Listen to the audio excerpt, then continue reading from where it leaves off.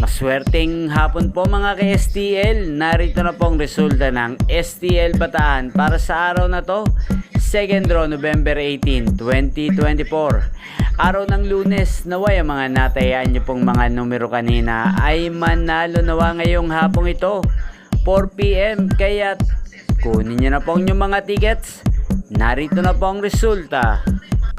Ang mga numerong nanalo sa STL Bataan ngayong hapong ito, November 18, 2024, 4 PM, second draw result, 17 at 13. In exact order, sa lahat po ng tumaya kanina para sa second draw ng 17 at 13, congrats po sa inyo. Panalo po kayo. Again, 17 at 13 in exact order. At ngayon, shoutout po natin sa STL Bataan, si Kuya Romy. Kuya Romy ng Bataan, shoutout po sa iyo. Naway, isa ka po sa swertihin ngayong hapong ito sa STL Bataan.